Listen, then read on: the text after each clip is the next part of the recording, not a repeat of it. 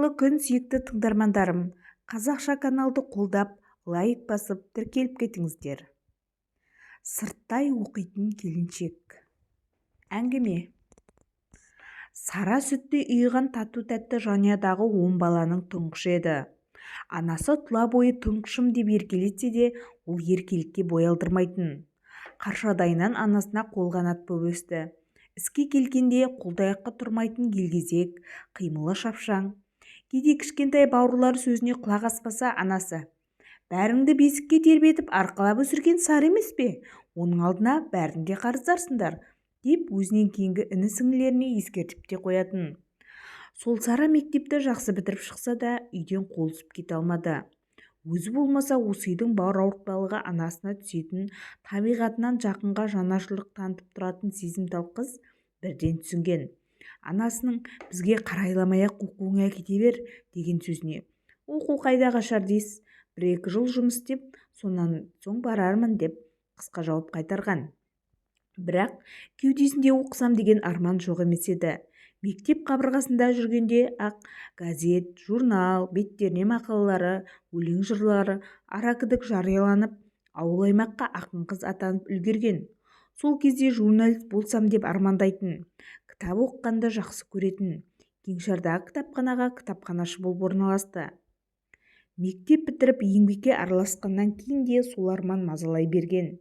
Ол арманға қол жеткізу Сара үшін мүлдем мүмкін емес нәрсе сияқты көрінетін. Жұмыстан келіп, үй шаруасын бітірген соң кітап оқуға кіріседі. Кейде көңіліндегі сырларын жыр жолдарына айналдырады. Өлең жазуға да төселіп қалған. Сөйтіп жүргенде 20-ның ожақ жағына да шықты. Төңірегіне қараса, құрбыларының біразы оқуға түскен, тұрмысқа шыққаны бір бөлек, еңбек етіп жүргендері өз алдына. Мектеп бітірген кезде жүректегі арман асқар таудай, алда алынбас асу, бағынбас шың жоқтай көрінуші еді. Үйдегі түздегі тіршілік аяқ-қолын матап, судың иірімінде иемденіп, тереңіне тарта бастағандай. Оқысам деген ойдан қазір сәл жүрексінетін секілді. 2 жыл өтті, біраз нәрсені ұмытып та қалдым ғой деп ойлайды. Не болмаса да тұрмысқа шығу керек шығар. Әйтеуір бір шешімге келу керек, ерте ме кеш пе. Оның үстінде ауылда жүрген бойжеткен қыздың артынан алып қашты әңгіменің де көп болатыны таңғаларлық жайт емес. Соңғы жайт Сараны ертерек тұрмысқа шығуға итермелегендей болған. Көп замай көңілі ұнатқан ауылда жігітпен бас қосқан. Күйеуіне тағар кінәсі жоқ. Обалы не керек, артық ауыз сөз жоқ, бір тоға момын жан. Отбасылық өмірдің сиқыры мен қызығы оқысам деген ойдың көңіліне бір уақ алыстатқандай болған. Әйтсе де көңілі жүйрік, сезімі сергек қиялшыл Сара бас-аяғы 5-6 жылдың ішінде 3 баланың ата-анасы болып шыға келді. Ол сонда да оқысам деген армандаудан танбады. Арман шіркін сағындырып алыста жүрген қимас сырлас досындай. Жылы жүзбен құшақ қарсы алып, "Неге мені іздемедің, ұмыттың" деп назданатындай. Арманшыл Сара әйтеуір бір баға жеткіс қымбатын жоғалтқан күйде жүрді де қойды. Балаларының қолдары ауыздарына жетіп, естерін біліп қалды. Сарана кеудесінде оқысам деген ой қайтадан оя бастады. Тек ең қиыны бұл ойын күйеуіне қалай жеткізеді. Ретін тауып күйеуіне айтып та көріп еді. Ол алғашында тулап түсті. Қай еркек әйелінің айтқан сөзіне бірден келісім бере қойсын. Бірақ күйеуінің алдында қадір бар әйелдің тілегі орындалмай қоймайды емес пе? Ертелі-кеш құлағына құя берген соң күйеуі де келісім беріп құтылған. Үйбай-ау, балалық шалғал болып, мұның оқимын деген несі деп беттерін шымшыған абысындарының қаңқу сөздері де оны алған беттерінен қайтара алмады. Талай түн, талай күн жүрегін тербеп әлдилеген арман қанат бітіргенде алып ұшып Алматыға асыққан. Қанша қараса да көз тойғысыз қарлы шыңдар, асқақ Алатаудың баурайына орналасқан жасыл қала, бәрі Сараны кел деп құшақ жая қарсы алғандай. Ол арман қаладан арман табатынына көз жеткізген. Тиісті қағаздарын журналистика факультетінің сырттай оқыту бөліміне тапсырмақ болып еді. Мерзімді баспасөз бетінде жарық көрген туындылар керек екен. Сара ондай нәрселерді қаттап жинауды құнттамапты. Уақыт болса тығыл-таяң әбден састы. Имтихан тапсырмақ түгілі құжаттарын өткізе алмаса, ел-жұртқа күлкілі болады ғой. енді қайтсем екен деп жүргенде әлдекімдер тіл әдебиет факультетіне түсуге кеңес берді. Мейлі, әйтеуір бәрібір әдебиеттің төңірегі ғой деп құжаттарын көп ойланбастан соған тапсырған. Әр орынға 3-4 үміткерден келеді екен. Конкурс күшті болатын сыңайы бар деген әңгіменің құлағы да шалып қалды. Мұны естіген біреулер: дайындық қайда қашар дейсің? Әуелі қаланы жақсылап аралап, түгел қызықтап алайық, түсіп-түспеуімізде екіталай ғой деп соқты. Сара бұл сөзге құлақ аспастан іле-шала дайындыққа кірісті. Орталық кітапханаға ерте келіп кеш қайтып жүрді. Қайтсем де оқуға түсемін деген арман кеудесінде намыс отын лаулатып, жігеріне жігер қосып ширықтыра түскендей. Абырой болғанда бағы жанып, тіл әдебиет факультетінің сырттай оқыту бөлімінің студенті атанды. Қабылдау комиссиясының төрағасы фамилиясын атағанда төбесі көкке жеткендей болды. Талпынғанда арман алдамайды екен ғой деп қуанған Сараның көзінен ыстық жас тамшылады. Тиісті тапсырмаларының қажетті кітаптарын алып, ауылға қуанышы қойнына сыймай оралды. Сара жыл бойы қолы қалт еткенде кітапқа үңіліп, бақылау жұмыстарын түгел орындады. Түсінбеген нәрселерін мектепте өзінен дәріс берген ұстаздарына барып сұрап білді. Содан 1-ші курстың имтихандарын ойдағыдай тапсырып, келесі курсқа көшкен. Келесі жылда жақсы дайындалған болатын. Бірақ өкінішке орай 2-ші курста соңғы имтиханнан құлап қалды. Имтихан болғанда анау-мынау емес, қазақ тілінен. Берілген сұрақтарға жауап беріп, сөйлем талдады. Оқытушы қанағаттанбаған сыңай білдіріп: қазақ тілі мемлекеттік тіл болғалы жатыр. Өзгелерді қойып, қазақ тілін өзіміз білмесек не болғаны? Оның үстіне сендер ертеңгі тіл мамансыңдар. Имтиханға жүрдім бардым дайындалғансыңдар. Бұларың ұят нәрсе деп қабақ шытқан. Әр сөзінде батпан-батпан зіл жатты. Шынында да дайындығым нашар екен ғой деп Сара қатты ұялды. Қазақ тілі пәнінен имтихан алушы Бейсенбаев деген оқытушы. Жасы 50-лер шамасындағы ұзын бойлы, ат жақты арықша келген кісі. Бетінде шешек дақтары бар. Маңдайын қатпар-қатпар қалың әжім басқан, ажары күңгірт, бурыл тартқан, шаштары күмістей аққа бой алдыра бастаған. Темекіні тым көп тартатын болғандықтан шығар, жүзі үнемі қарауытып түтігіп тұрғаны. Біреулер оны қызыл көз деп те атайтын көрінеді.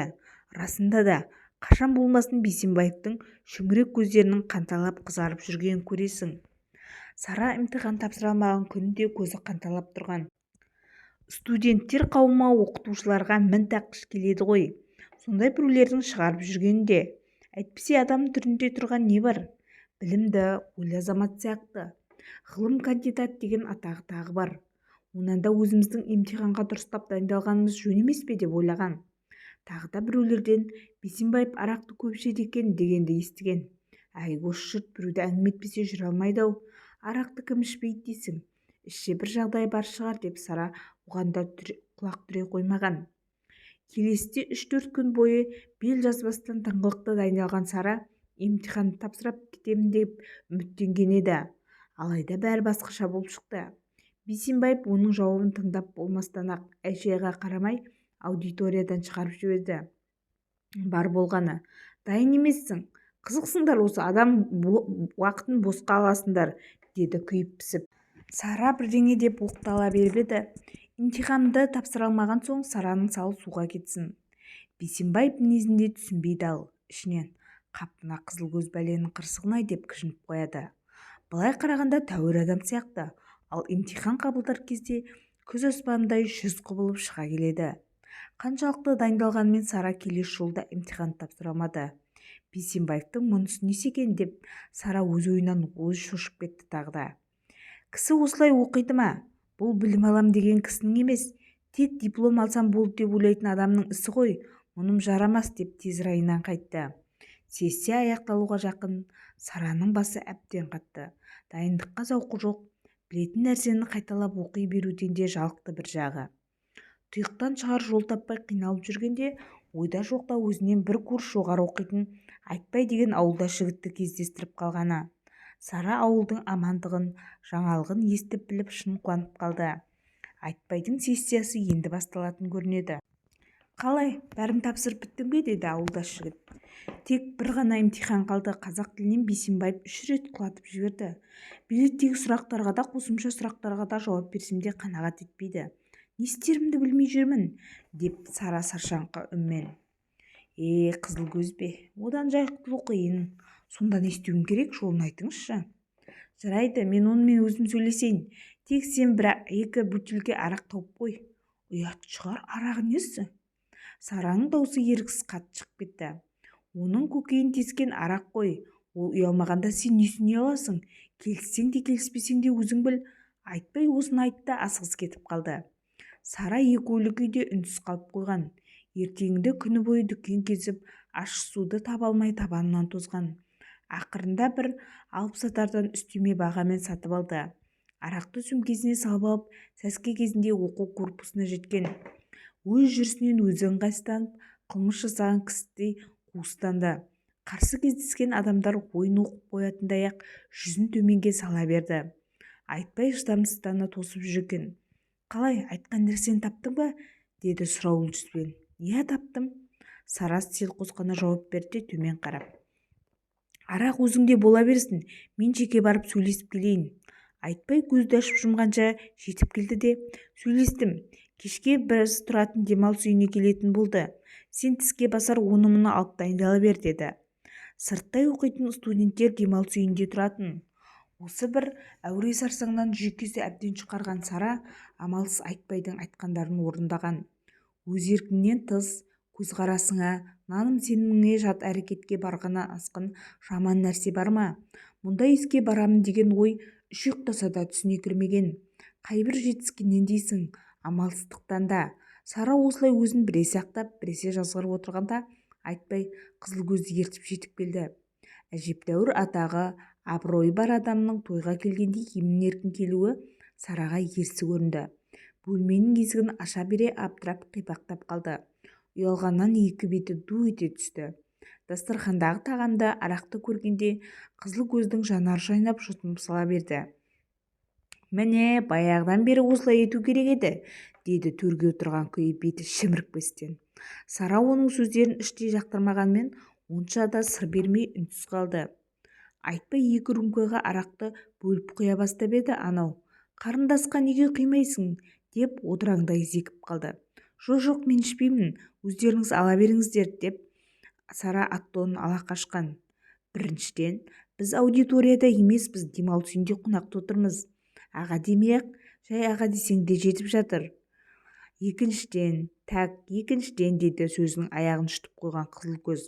Құтты бір аңқасы кеуіп келген кісідей рюмкадағы арақты кірпік қаққанша қағып салды. Көп ұзатпай екінші рюмканы да өңештен өткізіп жіберді. Іле сала жан қалтасынан темекі алып тұтатты да әп-сәтте алақандай бөлмені көк тұманға бөлді. Сөз арасында: сендер өмірді түсіне бермейсіңдер. Міне, мынау түсінетін жігіт, деп Айтпайды арқадан қағып қойды. Сара бағаналы бер байқамапты. Қызыл көз лезде масайып үлгеріпті. Көздері бұлдырап, әр сөзді сақша созып, тілі де икемсіз бұлдырлай бастапты. Бір сәт Айтпайға көзін қысып, шыға тұр дегендей ишарат білдірді. Сараның ойында дәнеңе жоқ. Бағамды оңашада қойып бергелі отыр екен ғой, деді іштей. Айтпай шығып кеткеннен кейін қызыл көз өзін еркіндеу ұстап: ал қарындас, баға қою ешқайда қашпас. Қашқақтай бермей жақын отыр. Мен сені жеп қоймаспын. Бұл өзі әр жақсы отырыс, әр демалыс болды ғой, деді жымысқалана күлімсіреп. Сара оның бұл сөздерінен шошып қалса да сыр бермей: ертең ертелеп сабаққа баруым керек. Уақытта біраз жерге таяп қалыпты, деді кетуге ыңғайланып. Сабақ дей бермеші, о жағынан қам жеме. Амандық болса, мен сені өзім оқытып шығарамын. Бір дастарханнан дәм татып, жақсы таныс болып қалдық дегендей, деді мәймөңкелеп. Жоқ, рахмет, сіз көмектеспей қойыңыз, өзімде шама-шарқым жетеді. Әңгімелерінің жараспайтынына көз жетті ме? Қызыл көз лезде әңгімені басқа арнаға бұрып: ау, сен өзің ішпегенсің бе, қалай өзі? Деп Сараның алдында тұрған рюмканы айналдырып қарай бастады. Давай, қане, алып қой, деп езеуреп болар емес. Сара орнында міз бақпай отыра берді. Қызыл көз іле түсін суытып: ішпейді екенсің, онда әңгіме басқаша. Баға қоймаймын, қайда барсаң онда бар, жолыңа шық. Келген ізіңмен кері қайта бер, деді ашу шақырып. Ананың өзіне дауыс көтеріп зілденгені Сараның намысына тиіп кетті. Алғашында шығып-ақ кетейін деп еді, осы бәледен тезірек құтылсам деген ой аяғын тұсағандай болды. Қызылкөз де осыны сезіп қалғандай: «Қане, алып жібер, ештеңе етпейді», деп рюмканы қолына зорлағандай болып ұстатқан. Арақ дегенді Сарасы да аузына алып көрмеген. Мүңкіген иісінің өзі жүрегін айнытып лоқсып жібере жаздады. Көзін жұмып рюмканы көтере берген сол еді, қалай жұтып қойғанын өзі де білмей қалды. Тамағына тас тығылғандай тынысы тарылып тұншыққандай болды. Ішілген арақ өңешін жалындай шарпып өн бойын ысыта жөнелді. Көп ұзатпай Қызылкөз екінші рюмканы да жұп болсын деп қояр да қоймай ішкізді. Бұл жолы Сары аузын қолымен қалқалап әлсіз ғана қарсылық білдіргендей болған. Анау да бетінен қайта қоймады. Содан кейін-ақ көз алды тұманданып, аяқ-қолынан жан кеткендей буын-буыны босап, дел-сал күйге түскен. Қай жерде отырғаны, не істеп не қойғаны бәрі тіпті есінен шығып кеткендей. Құлақ түбінен сөйлеп отырған Қызылкөздің сөздері микрофоннан шыққандай күңгірлеп естіледі. Еміс-еміс есінде қалғаны, Қызылкөз мұны әуелі қапсыра құшаққа алып, жанталаса қарсыласқанына қарамай төсекке алып ұрды. Қарсылық көрсеткені сол түс көріп жатып жүрген кісідей тек аяқ-қолын ербеңдетуге ғана дәрмен жетті. Бар болғаны: «Ағай-ай, мұныңыз не, ұят қой, күйеуім бала-шағам бар», дей берді. Одан әрі не болғанын білмейді. Сәлден соң есін жия бере ұйқыдан шошып оянған кісідей орнынан атып тұрды да жалма-жан етегін түзей берді. Қызылкөз тәлтіректеген күйі шалбардың түймелерін тағып жатыр екен. Не болғанын түсінген Сара жүзі ұяттан өртене тар бөлмеден атып шықты да қос қолмен бетін басып солқылдап жылап қоя берді. Сыртта айтпай тұр екен. Ол аң-таң болып: «Саған не болды, қой, жылама», дей берді аузына басқа сөз түспей. «Ұят-ай, жұртқа не бетімді айтамын? Неге бұлай істедің, аға? Сөйлесіп неңіз бар еді?» деді Сара өксігін баса алмай. «Не болды? Бағыңды қойып бердім өзі. Бүйтіп оққан оқу құрсын. Тап қазір тура ауылға қайтамын». Жүзі жасқа малынған Сара Айтбайдың жұбатып айтқан сөздеріне құлақ асқан жоқ. Жоқ, ол Айтбайға өкпелі емес. Бәріне кінәлі өзі. Оның ұсынысына келіспесе де болар еді ғой. Тіпті осы курста қалып қойса да келер жылы басқа біреуге тапсырар еді. Бәрі бітті. Күйеуінің бетіне қалай қарайды? Өлдім ғой, өлдім. Ертеңіне Сара сессияның аяқталуын күтпестен ауылына қайтып кетті. Әуел пойызбен бір түн жол жүріп, сонан соң автобуспен үйіне де жеткен. Өліммен ұят күшті дегендей, қонақ үйде Қызылкөзбен арада болған жағдайдан кейін ұнжырғасы түсіп, қан сөлсіз күйде өз босағасын аттай берген сол еді. Күйеуі әзіл-шынын араластырып: «Сиқыңа не болған? Өң жоқ қой өзіңде. Әлде Алматыдан біреу тауып қия алмай қайтқандайсың ғой», деді. Онсыз қорлық көріп ішқұса боп тұрған Сара: «Я, тапсам несі бар? Әлі де қартайып тұрған жоқ», деді ашу қысып. «Бәсе, өзім де бірдеңені сезіп едім. Оқу деп елдің басын босқа қатырып жүр екенсің ғой». Күйеу есікті тарс жауып сыртқа шығып кетті. Ымырт түсе ұйқыға жатқан Сара ертеңіне күн көтеріле бере әзер оянды. Онда да күйеу оятты. «Сара-ау, не болды, тұрсаңызшы. Балаларды әбден сағынған-ау шамасы. Сені мазаламасын деп сыртқа шығарып жібердім. Келесі курсқа көшкеніңді жумаймыз ба?» деп кеше өзінің артық кеткенін мойындағандай сөзінің соңын әзілге бұрды. Күйеуінің қамқорсыған үні көңіліндегі бар мұң-наласын жуып шайып өткендей. Іште күйеуін аяп, ет жүрегі елжіреп сала берді. Өзі жоқта балаларға бас-көз боп, осы үйдің бар шаруасын мойнына алғаннан басқа не жазығы бар бұл байғұстың. Еркек болған соң қызғанады да. Кеше өзі де дұрыс істемеді. Күйеуінің сөзіне: «Маған басқа, сенен басқа ешкім керек емес. Сенерім де сен», деп жауап қайтарса ештеңе емес еді. Ашу дұшпан, ақыл дос деген осы екен ғой. Ал өзім болсам, осы бір ақ көңіл адал пенденің көзіне шөп салдым емес пе? Ел аман, жұрт тынышта. Кеше оған сөз қайтару түгілі жалынып-жалбарынып аяғына жығылуым керек еді. Енді өмір бойы оның алдында өзімді кінәлі жандай сезініп жүретін болдым ғой. Құдай-ай, бұдан асқан азап бар ма? Бұлай масқара болғаннан оқуға түспей қойғаным артық еді», деп ойлады Сара әлі де тұнжырап. Күйеуі шай жасап қойып, мұны төсектен тұруын күтіп отыр екен. Көзіне күйеуі бір айдың ішінде жүдеп, шөгіп кеткендей көрінді. кеудесін күйеуіне деген аяныш пен сүйіспеншілік толы сезімдер баурап, осы бір ақ көңіл адал жараның алдында кешірілмес күнәға батқанын ойлағанда жанарына жас үйіріліп, кемсеңдеп жылап жіберуге шақ қалды. «Сен мені оқуға о баста жібермеуің керек еді», деп естілер-естілместей үнмен күйеуінің ту сыртынан. «Сара, не дедің? Бірдеңе дедің бе?» деді ол мойын бұрып. «Жоқ, жай әшейін, жол соққаннан ба әбден шаршаппын», деді Сара, күйеуінің жүзіне тіктеп қарауға бата алмай. Сырттан балалары айқайлап жүгіріп келіп мойнына асыла кетті. Сара келесі жылда оқуға бармай қалды.